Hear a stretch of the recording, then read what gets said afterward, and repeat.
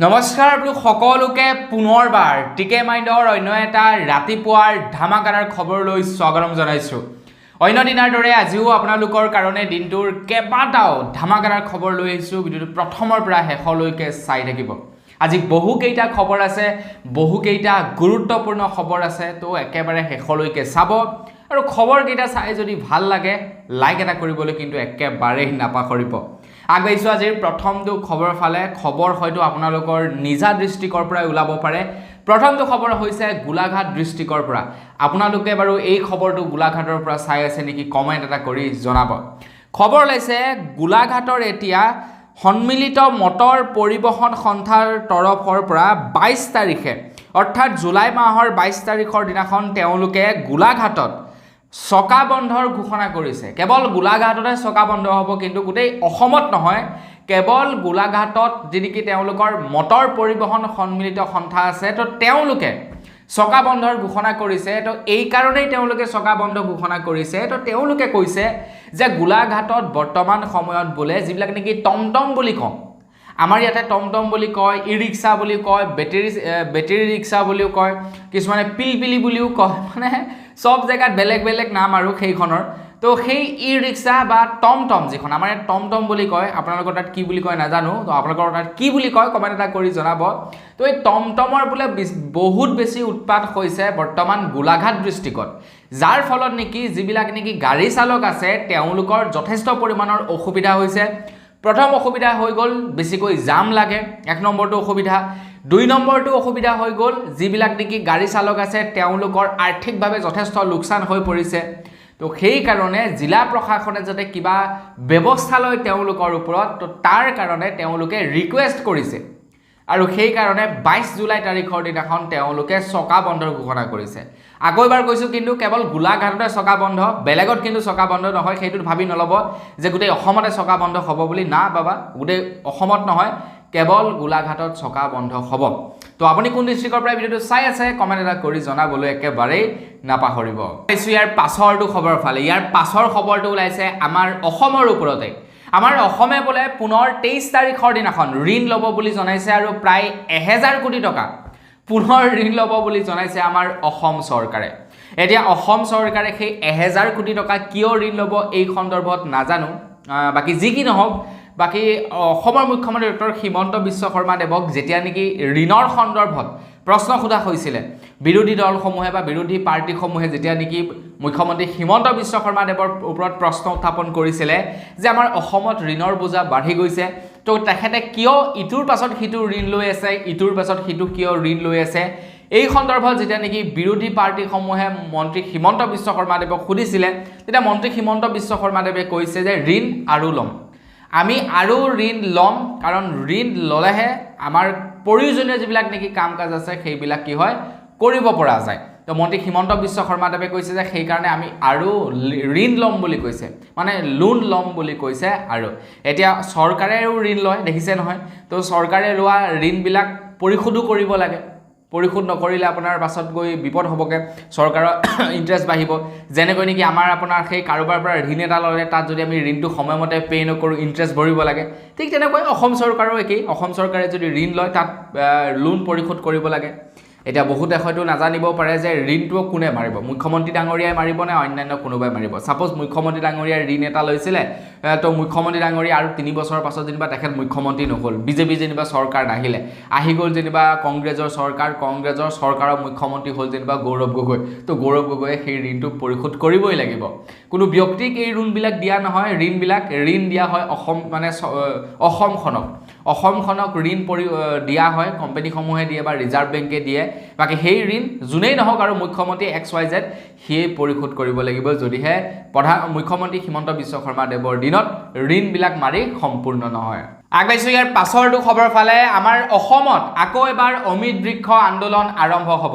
সেই মহিলাসকলক যে গছপুলি ৰুবলৈ দিছিলে, প্ৰত্যেককে যে গছপুলি ৰুবলৈ দিছিলে, মনত আছেনে আপোনালোকৰ অমৃত বৃক্ষ আন্দোলন? মহিলাসকলক যে সেই 10,000 টকাটো দিয়াৰ কথা আছিলে, আপোনালোকৰ বাৰু মনত আছেনে?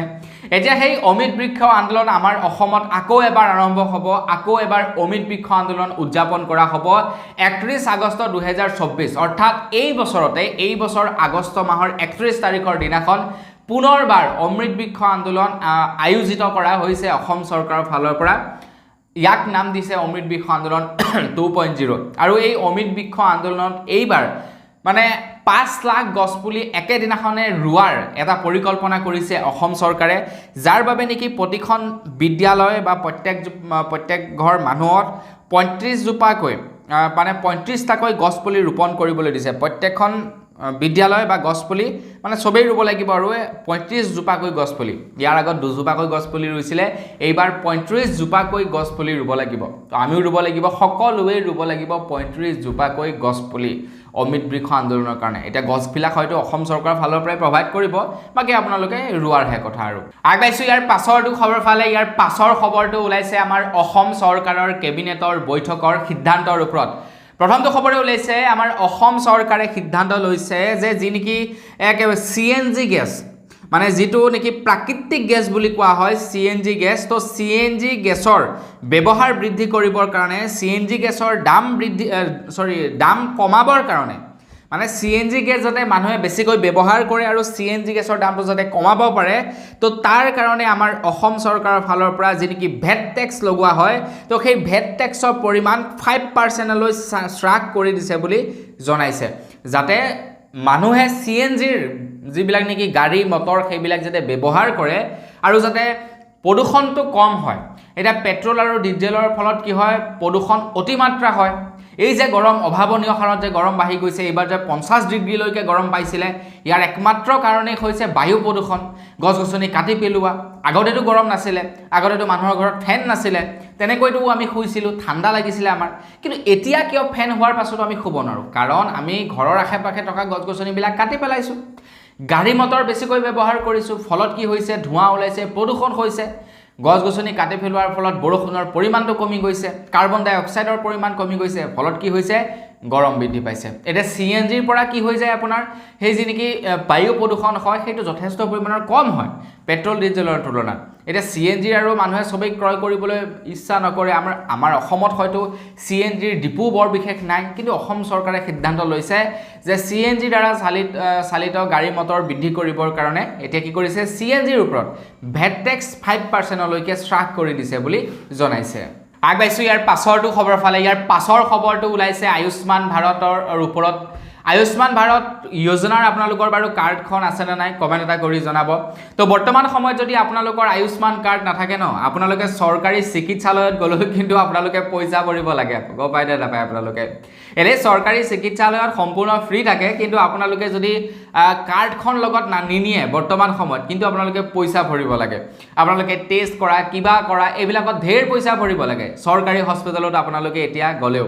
বাকী আপোনালোকৰ যদি আয়ুষ্মান কাৰ্ড থাকেও, তো আপোনালোকৰ যদি ভৰ্তি নহয় তেতিয়াও পইচা ভৰিব লাগে। আজিকালি চৰকাৰীত দেখুওৱা আৰু প্ৰাইভেটত দেখুওৱা একেটা কথাই হৈ গ'ল। প্ৰাইভেটত যদি আপোনাৰ কিবা এটা টেষ্ট কৰিবৰ কাৰণে 1000 টকা লয়, তেনেবা চৰকাৰীত এটা কথা কি 800 বা 700 টকা লয়, সেইটো এটা প্ৰফিট যেনিবা চৰকাৰী হস্পিটেলত। বাকী আপোনালোকৰ যদি আয়ুষ্মান কাৰ্ড থাকে তেতিয়াহে সম্পূৰ্ণ বিনামূলীয়া হয়। গতিকে চৰকাৰী হস্পিটেলত দেখাবলগীয়া হ'লেও আজিকালি আয়ুষ্মান কাৰ্ডখনৰ বিৰাটেই প্ৰয়োজন। তো বন্ধু বান্ধৱীসকল, আমাৰ অসম চৰকাৰে আয়ুষ্মান ভাৰত যোজনাৰ কাৰণে প্ৰায় 375 কোটি টকা অনুমোদন দিয়ে বুলি জনাইছে। প্ৰায় 36 লাখ মানুহক এই আঁচনিৰ অধীনত সুবিধা প্ৰদান কৰা হ'ব। প্ৰত্যেক ঘৰ ব্যক্তিকে 5 লাখ টকাকৈ প্ৰত্যেক বছৰে আগবঢ়োৱা হ'ব।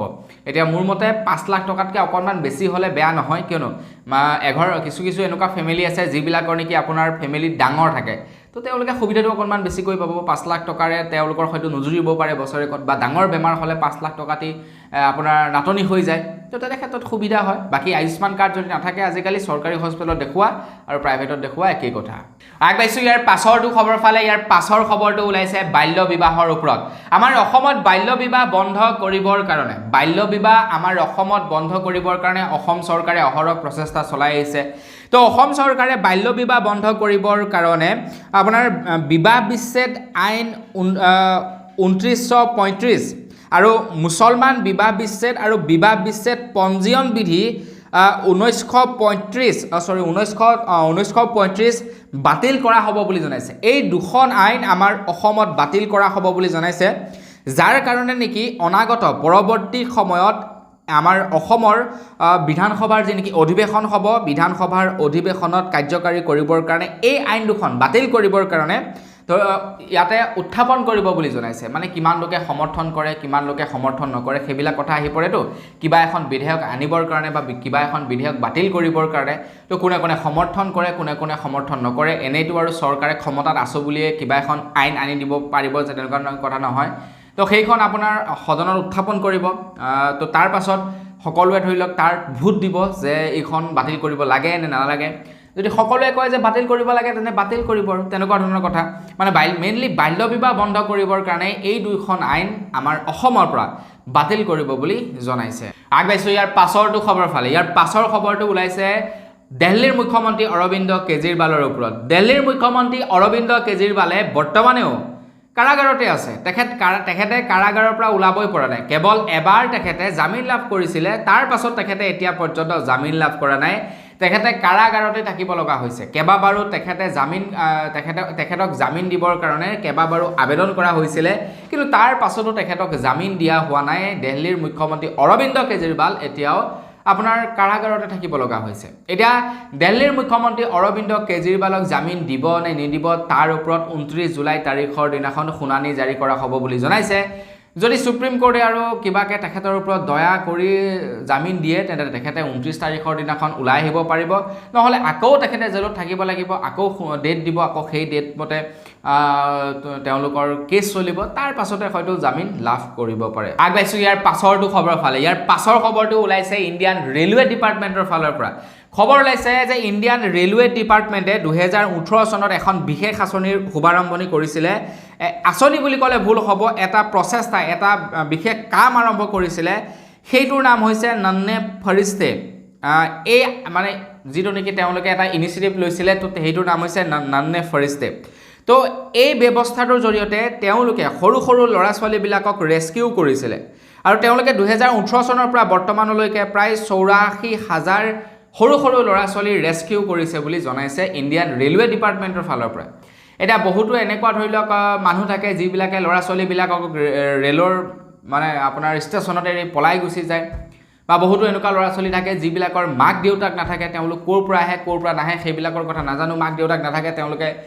আপোনাৰ ৰেলৱে ষ্টেচনতে অনাই বনাই ঘূৰি ফুৰে ইটো সিটো খাব নলগীয়া বস্তুবিলাক খায় এনেকুৱা ধৰণৰ কামবিলাক কৰি ফুৰে তো তেনেকুৱা ধৰণৰ সৰু সৰু ল'ৰা ছোৱালীবিলাক ৰেস্কিউ কৰি যিবিলাক নেকি ধৰি লওক সৰু ল'ৰা ছোৱালীৰ আপোনাৰ হেৰি থাকে কি বুলি কয় মানে স্কুলবিলাক থাকে তো তাত তেওঁলোকে দি দিয়ে প্ৰায় 84,000 তেনেকুৱা সৰু সৰু ল'ৰা ছোৱালীক ৰেস্কিউ কৰিছে অসম ভাৰতীয় ৰেলৱে বিভাগৰ তৰফৰ পৰা তো আমাৰ তৰফৰ পৰা বহুত বেছি ধন্যবাদ ইণ্ডিয়ান ৰেলৱে ডিপাৰ্টমেণ্টক আগবাইছো ইয়াৰ পাছৰটো খবৰ ফালে ইয়াৰ পাছৰ খবৰটো ওলাইছে হোৱাটছআপৰ ওপৰত তো হোৱাটছআপত আপোনালোকে কাৰোবাক নহয় কাৰোবাক নিশ্চয় মেছেজ কৰে বা আপোনালোক হয়তো কোনোবাই নহয় কোনোবাই মেছেজ কৰে এতিয়া হোৱাটছআপত এনেকুৱা এটা ফেচিলিটি দিব আপোনালোকে আপোনালোকৰ যিজন নেকি ফেভৰেট পাৰ্চন সেই পাৰ্চনজনক এতিয়াৰে পৰা আপোনালোকে ফেভৰেট কেটেগৰীত ভৰাই ৰাখিব পাৰিব বুলি জনাইছে সাপোজ ধৰি লওক আপোনালোকৰ যেনিবা মোবাইলত ঢেৰ মেছেজ আহে দিনটোত অহৰহ নন ষ্টপ যেনিবা আপোনালোকৰ মেছেজ আহিয়ে থাকে আপোনালোকৰ ফেভৰেট পাৰ্চনজনে যদি মেছেজ দিয়ে তেনে মেছেজটো যেনিবা একেবাৰে তললৈ গুচি যায়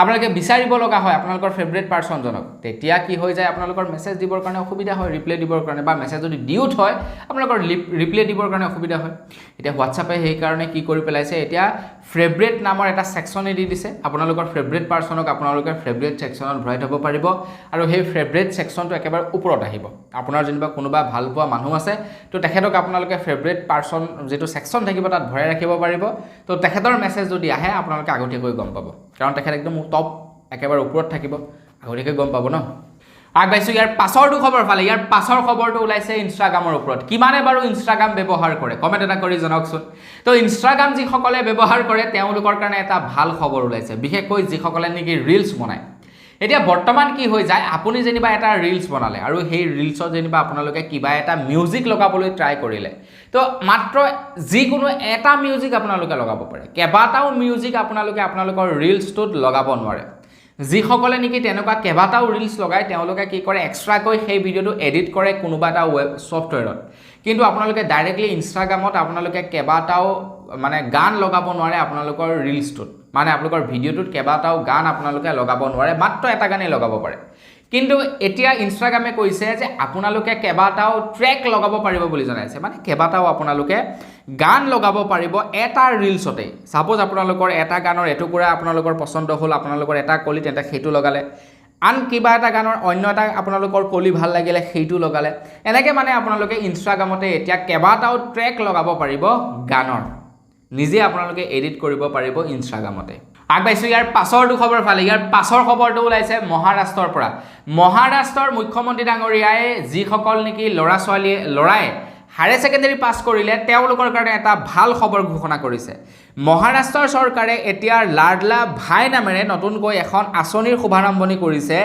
যিসকল ল'ৰাই নেকি 12 পাছ কৰে তেওঁলোকক এতিয়াৰে পৰা প্ৰত্যেক মাহে মাহে 6000 টকা আৰু যিসকল ল'ৰাই নেকি গ্ৰেজুৱেট হ'ব তেওঁলোকক 10000 টকা প্ৰদান কৰিব প্ৰত্যেক মাহে মাহে সব ৰাজ্যতে দেখিছোঁ কেৱল মহিলাসকলক সুবিধা দিয়ে আমাৰ অসমতো আপোনালোকে হয়তো নিশ্চয় দেখিছে কেৱল ভাগিনসকলকে স্কুটি দিয়ে ভাগিনসকলকে সুবিধা দিয়ে ল'ৰাবিলাককো দিছে কিন্তু ল'ৰাবিলাকৰ কাৰণে আপোনাৰ সেই এক্সট্ৰা ছেপাৰেট ৰুল বনাই দিছে কিন্তু মহাৰাষ্ট্ৰৰ চৰকাৰে প্ৰথমবাৰ একদম ল'ৰাৰ কাৰণে এটা কাম কৰিছে যিসকল ল'ৰাই নেকি হায়াৰ ছেকেণ্ডেৰী পাছ কৰিব তেওঁলোকক প্ৰত্যেক মাহে মাহে 6000 টকা আৰু যিসকলে গ্ৰেজুৱেট পাছ কৰি পঢ়ি থাকিব তেওঁলোকক প্ৰত্যেক মাহে মাহে 10000 টকাকৈ প্ৰদান কৰিব মহাৰাষ্ট্ৰৰ চৰকাৰে তো আমাৰ অসমতো যদি এই নিয়মটো হৈ যায় কেনেকুৱা হ'ব পাৰে কেনেকুৱা আপোনালোকৰ লাগিব কমেণ্ট বক্সত লিখি থৈ যাব আগবাইছো ইয়াৰ পাছৰটো খবৰ ফালে এই খবৰটো অকণমান বিতৰ্কিত খবৰ কিন্তু বেয়া পাব নালাগে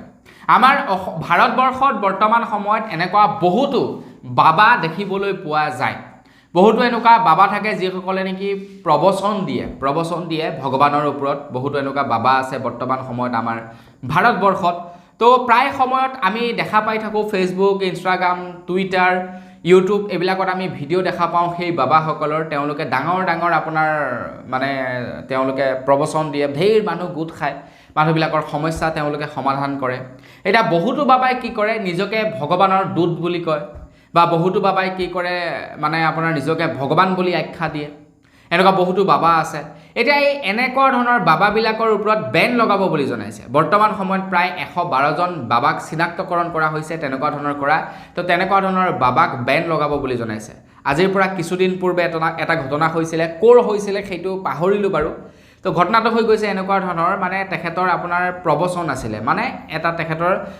তেখেতে এটা অনুষ্ঠান পাতিছিলে কোনোবা এজন বাবাই তো প্ৰশাসনৰ পৰা তেখেতে কি কৰিছিলে আপোনাৰ অনুমতি লৈছিলে তো তেখেতে কৈছিলে যে মানুহ 20-30 হাজাৰ হ'ব বুলি কিন্তু মানুহ আপোনাৰ 5-6 লাখ মানুহ হৈছিলে যাৰ ফলত নেকি বহুতো লোকৰ মৃত্যু হ'ল না কাৰণ আপোনাৰ সেই 20-25 হাজাৰ কাৰণে সুবিধা প্ৰদান কৰিছিলে বা সেইমতে আপোনাৰ প্ৰশাসন গৈছিলে কিন্তু যেতিয়া দেখিলে 5-6 লাখ মানুহ হৈছে তো তাৰপিছত পৰা হুলস্থুল লাগিলে বহুতো মানুহৰ মৃত্যু হ'ল তো এনেকুৱা ধৰণৰ আৰু তেখেতে নিজকে ভগৱান বুলি কয় আৰু মানুহবিলাকেও বিশ্বাস কৰে বা কি যে মানুহ চাওকচোন বাৰু না এই কলি যুগত ভগৱান আৰু মানুহৰ ৰূপত এইটো হ'বই নোৱাৰে হয়নে নহয় কওকচোন যি মানুহে নেকি অন্য এজন মানুহক হিংসা কৰিবলৈ শিকায় যি মানুহে নেকি অন্য এজন মানুহক ঘৃণা কৰিবলৈ শিকায় তেনেকুৱা এজন ব্যক্তিৰ মানে দেহত ভগৱান আহিব পাৰে বুলি আপোনালোকে ভাবেনে হয়নে নহয় আপোনালোকে নিজে কমেণ্ট এটা কৰি জনাব তো তেনেকুৱা ধৰণৰ বাবাবিলাক এতিয়া বেন লগাব বুলি জনাইছে আগবাইছো ইয়াৰ পাছৰটো খবৰ ফালে ইয়াৰ পাছৰ খবৰটো ওলাইছে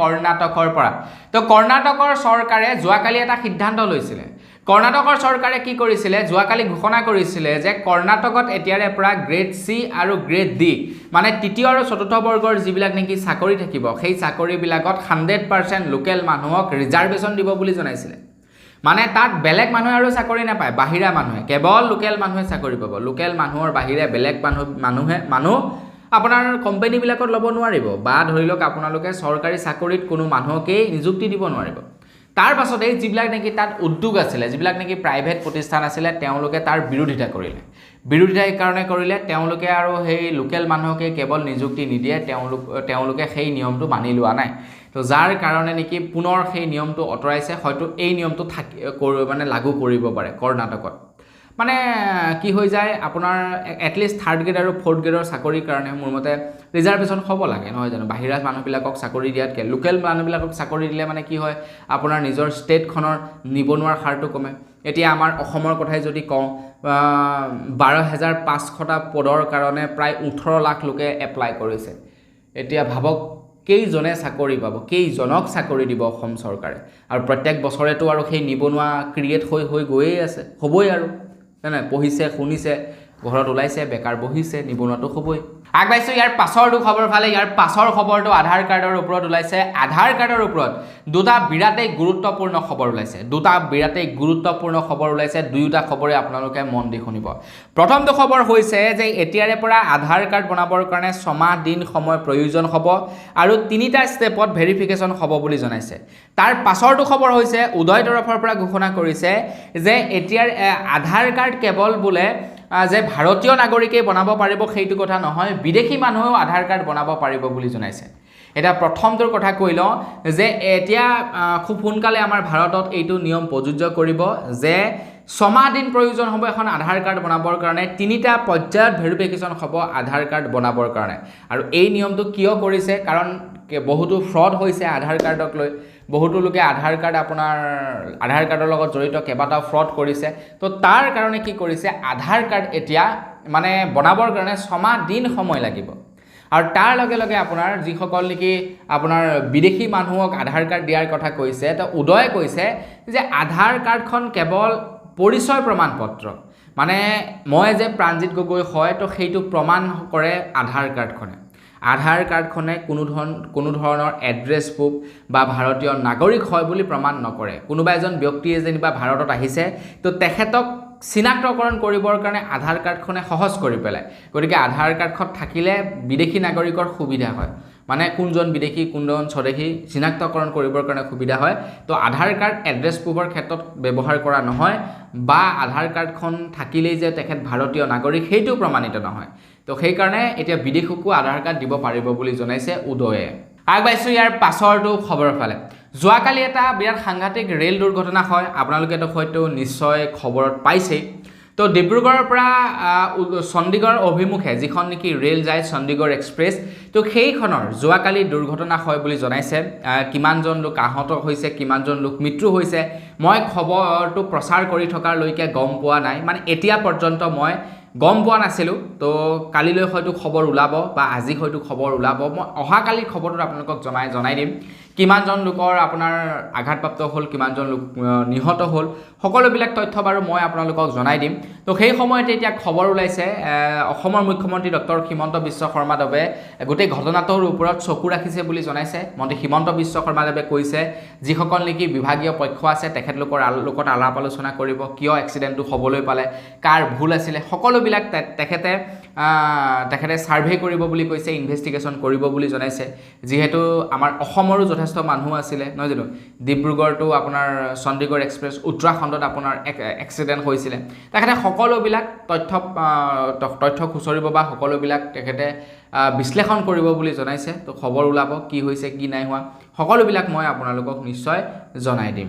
আগবাইছোঁ ইয়াৰ পাছৰটো খবৰৰ ফালে। আজিৰ পৰা কেইদিনমান আগত অসমৰ মুখ্যমন্ত্ৰী ডক্টৰ হিমন্ত বিশ্ব শৰ্মাদেৱে এটা ভাষণত কৈছিলে যে আমাৰ অসমত বৰ্তমান সময়ত প্ৰায় 40% মুছলমানে ভৰি পৰিছে, আৰু এইটো এটা আমাৰ অসমৰ কাৰণে অশুভ লক্ষণ বুলি মন্ত্ৰী হিমন্ত বিশ্ব শৰ্মাদেৱে ঘোষণা কৰিছিল, মানে তেখেতে এটা ভাষণত জনাইছিলে। এতিয়া বহুতো এনেকুৱা মুছলমান মানুহ আছে যিবিলাক মুছলমান মানুহে প্ৰকৃততে মন্ত্ৰী হিমন্ত বিশ্ব শৰ্মাদেৱক ভাল পায়। মন্ত্ৰী হিমন্ত বিশ্ব শৰ্মাদেৱে কয় যে কংগ্ৰেছটো হৈছে মুছলমানৰ দল, কিন্তু প্ৰকৃততে বহুতো এনেকুৱা মুছলমান মানুহ আছে যিবিলাক মানুহে কিন্তু কংগ্ৰেছক ভাল নাপায়, বিজেপিক ভাল পায়। গতিকে মুছলমান মানুহ সকলোৰে কথা কৈ মন্ত্ৰী হিমন্ত বিশ্ব শৰ্মাদেৱে মোৰ মতে সেইসকল লোকক আঘাত কৰিছে যিসকল লোক নেকি প্ৰকৃততে বিজেপি দলক ভাল পায়, প্ৰকৃততে যিসকলে নেকি মুছলমান লোকক ভাল পায়। এতিয়া মানুহবিলাকৰ মনত এইটো এটা মানে বেয়া ভাৱ সোমাই গৈছে লাহে লাহে মুছলমানৰ প্ৰতি এটা বেয়া ভাৱ সোমাই গৈছে, আৰু এইটো এটা ভাল লক্ষণ নহয়, এইটো এটা মোৰ মতে বেয়া লক্ষণ। কিন্তু আমাৰ ইয়াত সেই বস্তুটো খুব কম দেখা পোৱা যায়। যোৱাকালি আমাৰ ইয়াতে এখন বিয়া আছিলে, যিখন বিয়া আছিলে এঘৰ মুছলমান মানুহৰ ঘৰত, কিন্তু মুছলমান মানুহৰ ঘৰত বিয়া আছিলে। তো বিয়াখন যোৱাকালি মই লক্ষ্য কৰিছোঁ তেখেতলোকৰ বিয়াত অধিকাংশ কিন্তু অসমীয়া মানুহ গৈছে, অধিকাংশ অসমীয়া মানুহক তেখেতে নিমন্ত্ৰণ দিছে, আৰু অসমীয়া মানুহবিলাকে গৈছে, ঘৃণাও কৰা নাই, তেখেতৰ ঘৰত গৈ বিয়াও খাই আহিছে, ধুনীয়াকৈ বিয়া বাৰু খাই আহিছে। তেখেতে খাচী মাংস দিছে, চিকেন দিছে, মানে চব সুবিধা কৰি দিছে। তেখেতলোকৰ হয়তো আপোনাৰ গো মাংস খোৱা কিবা নিয়ম থাকিব পাৰে, সেইবিলাক কিন্তু যিদিনাখন নেকি অসমীয়া মানুহবিলাকক নিমন্ত্ৰণ দিছে সেইদিনাখন কোনো ধৰণৰ নিয়ম মানে হোৱা দেখা পোৱা নাই, তাক সেইবিলাক চলা নাই, কিন্তু ভালদৰে গৈছে, অসমীয়া মানুহবিলাক গৈছে। আমাৰ ইয়াতে তেনেকুৱাই অসমীয়া হিন্দু বুলিবলৈ নাই, অসমীয়া মুছলিম বুলিবলৈ নাই, চবেই মিলি থাকে। কিন্তু কিছু কিছু জেগাত সেই বস্তুটো দেখা পোৱা যায়, মুছলমান ভাগে, হিন্দু ভাগে, না মুছলমানৰ লগত কিবা সম্পৰ্ক থাকে হিন্দুৰ কিবা মুছলমানৰ লগত সম্পৰ্ক থাকে, গাত লাগি গ'লেও আপোনাৰ নামাতে, তো তেনেকুৱা ধৰণৰ হয়। কিন্তু আমাৰ ইয়াতে সেই বস্তুটো খুব কম দেখা যায়। কিন্তু বাকী যি কি নহওক, এতিয়া খবৰ ওলাইছে মন্ত্ৰী হিমন্ত বিশ্ব শৰ্মাদেৱে যিটো নেকি তথ্য উল্লেখ কৰিছিলে যে 40% বৰ্তমান সময়ত অসমত মুছলমান আছে, তো তেখেতক উভতি ধৰিছে এতিয়া সুস্মিতা দেৱী নামৰ এগৰাকী মহিলাই। তো সুস্মিতা দেৱী নামৰ মহিলাগৰাকীয়ে উল্লেখ কৰা অনুসৰি 1951 চনত আমাৰ অসমত যি নেকি লোকপিয়ল হৈছিলে, সেই লোকপিয়ল অনুসৰি আমাৰ অসমত 25% আছিলে মুছলমান, অসমত 25% মুছলমান আছিলে। আৰু 2021 চনত ভাৰত চৰকাৰে লোকপিয়ল কৰাৰ কথা আছিলে, কিন্তু লকডাউনৰ কাৰণে হেনো লোকপিয়ল নকৰিলে। গতিকে তেনেস্থলত অসমৰ মুখ্যমন্ত্ৰী ডক্টৰ হিমন্ত বিশ্ব শৰ্মাদেৱে কেনেকৈ গম পালে যে আমাৰ অসমত 40% বৰ্তমান মুছলমান আছে? তো এইটো এটা কিন্তু ভাবিবলগীয়া কথা, নহয় জানো? তো কিমান চনত লোকপিয়ল হৈছিলে? 1951 চনত। তো 1951 চনতেই লোকপিয়ল হ'ল, তাৰ পাছত আৰু লোকপিয়ল হোৱা নাই। তো তেতিয়াই আপোনাৰ কিমান 25% মুছলমান আছিলে। আৰু এতিয়া মন্ত্ৰী হিমন্ত বিশ্ব শৰ্মাদেৱে কৈছে 40%। হয়তো 40% থাকিবও পাৰে, কিন্তু কোনো ধৰণৰ তথ্য নোহোৱাকৈ এজন মুখ্যমন্ত্ৰীয়ে তেনেকুৱা ধৰণৰ কথাবিলাক কৈ দিয়াটো এইটো এটা বেয়া কথা। বা যেতিয়া নেকি আপোনাৰ কোনো এজন মুখ্যমন্ত্ৰীয়ে মোৰ মতে ধৰ্মক লৈ ৰাজনীতি কৰা, আজিকালি ৰাজনীতি ধৰ্মক লৈ হয়েই বাৰু, যি কি নহওক, তথাপিও আৰু ডাইৰেক্টলি অপেনলি এনেকৈ কৈ দিয়াটো বেয়া কথা বুলি মই ভাবোঁ। আগবাঢ়িছোঁ ইয়াৰ পাছৰটো খবৰৰ ফালে। আমাৰ অসমত প্ৰায় সংখ্যক চিকিৎসকে পদত্যাগ কৰিছে, অসমৰ চৰকাৰী চাকৰিৰ পৰা পদত্যাগ কৰিছে, বহুকেইজন চিকিৎসকে পদত্যাগ কৰিলে বুলি খবৰ ওলাইছে। তো এই কথাটো যেতিয়া নেকি মন্ত্ৰী হিমন্ত বিশ্ব শৰ্মাদেৱক সোধা হ'ল, তেতিয়া মন্ত্ৰী হিমন্ত বিশ্ব শৰ্মাদেৱে একচেপ্ট কৰিছে যে হয়, বহুতো চৰকাৰী চিকিৎসকে পদত্যাগ কৰিছে বা ৰিজাইন কৰিছে তেওঁলোকৰ চৰকাৰী চাকৰি কৰ্মৰ পৰা। আৰু মন্ত্ৰী হিমন্ত বিশ্ব শৰ্মাদেৱে কৈছে যে আজিকালি বহুতো চৰকাৰী চিকিৎসকক প্ৰাইভেট হস্পিটেলৰবিলাকৰ পৰা বহুত ডাঙৰ অফাৰ দিয়ে, যাৰ কাৰণে নেকি তেওঁলোকে আপোনাৰ চাকৰিৰ পৰা অৱসৰ লৈছে। বা আজিকালি চৰকাৰী চাকৰিয়ালৰ কি হয়, বয়স যি নেকি অৱসৰৰ বয়স 60ৰ পৰা 70 বছৰলৈ বঢ়াই দিছে, আৰু যাৰ কাৰণে হয়তো বহুলোকে স্বাস্থ্যজনিত কাৰণতো অৱসৰ লয় বুলি জনাইছে। এতিয়া আপোনাৰ মেইনলি পইচাৰ কথাই আৰু দিয়কচোন, এইটো মন্ত্ৰী হিমন্ত বিশ্ব শৰ্মাদেৱকো দুখ দিব নোৱাৰিম, কাৰণ পইচা আজিকালি চবকে লাগে, যদিও চৰকাৰেতো ইমানো দিব নোৱাৰে ন। তো চৰকাৰে যেনিবা আপোনাৰ সেই 60-70 হাজাৰ বা 1 লাখ টকাই দিলে, যদি তেখেতে চৰকাৰী হস্পিটেলত 1 লাখ টকা পাই আছে, কোনোবা এখন প্ৰাইভেট যদি হস্পিটেলে আপোনাৰ 5 লাখ টকা অফাৰ কৰি দিয়ে প্ৰত্যেক মাহে, কোনজন ডক্টৰ নাযাব? সেই আপুনি যদি কিবা এটা ফিল্ডত আছে, তো আপুনি যেনিবা কোনোবা এজন মানুহৰ লগত কাম কৰি আছে, তেখেতে যেনিবা আপোনাক 10,000 দৰমহা দি আছে, কোনোবা এজন XYZ ব্যক্তিয়ে যেনিবা ক'লে যে মোৰ ওচৰত তোক 50,000 টকা দৰমহা দিম, অভিয়াছলি আপুনি যাব, মই হ'লেও যাম, হয়নে নহয়? মই বৰ্তমান মোৰ নিজৰ ব্যক্তিগত চেনেলৰ কাৰণে মই কাম কৰি আছোঁ, মোক যদি কোনোবাই আহি অফাৰ দি দিয়ে যে তোক মাহে 2 লাখ টকা দিম মোৰ চেনেলৰ কাৰণে কাম কৰ, মই কি নকৰিম নেকি? তো তেনেকুৱা কথা, আজিকালি পইচাৰ খেল, গতিকে সেইটো আৰু যাবইতো। সেইটো মন্ত্ৰী হিমন্ত বিশ্ব শৰ্মাদেৱক বেয়া পায়ো মোৰ মতে লাভ নাই। আগবাঢ়িছোঁ ইয়াৰ পাছৰটো খবৰৰ ফালে। প্ৰধানমন্ত্ৰী নৰেন্দ্ৰ মোদী ডাঙৰীয়া দেৱৰ কাৰ্যকালৰ 3 নম্বৰ কাৰ্যকালৰ 100 দিন সম্পূৰ্ণ হ'ব। তো 100 দিন সম্পূৰ্ণ হোৱাৰ আগতেই তেখেতে ঘোষণা কৰিছে, তো 100 দিন সম্পূৰ্ণ নোহোৱাৰ আগতেই তো প্ৰত্যেকটো বিভাগকে প্ৰত্যেকটো মন্ত্ৰালয়কে এতিয়া এটা কাম এটা আপোনাৰ ডাঙৰ আঁচনি হাতত ল'বৰ কাৰণে আহ্বান জনাইছে প্ৰধানমন্ত্ৰী নৰেন্দ্ৰ মোদী ডাঙৰীয়াদেৱে। প্ৰধানমন্ত্ৰী নৰেন্দ্ৰ মোদী ডাঙৰীয়াদেৱে কৈছে যে 100 দিন সম্পূৰ্ণ নোহোৱাৰ আগত আমাৰ অসমত যিমানকেইটা মন্ত্ৰালয় আছে, প্ৰত্যেকটো মন্ত্ৰালয়ে এখন আঁচনি হাতত ল'বৰ কাৰণে জনাইছে, আৰু 100 দিন সম্পূৰ্ণ নোহোৱাৰ আগত সেই কামটো সম্পূৰ্ণ ছাকচেছ বা কৰি দেখুৱাবলৈ জনাইছে প্ৰধানমন্ত্ৰী নৰেন্দ্ৰ মোদী ডাঙৰীয়াদেৱে। তো আপোনালোকে হয়তো এইকেইদিনত ভাল কিবা আঁচনিৰ সুবিধা পাব পাৰে। আগবাঢ়িছোঁ একেবাৰে শেষৰটো খবৰ ফালে। একেবাৰে শেষৰ খবৰটো ওলাইছে সোণৰ ওপৰত।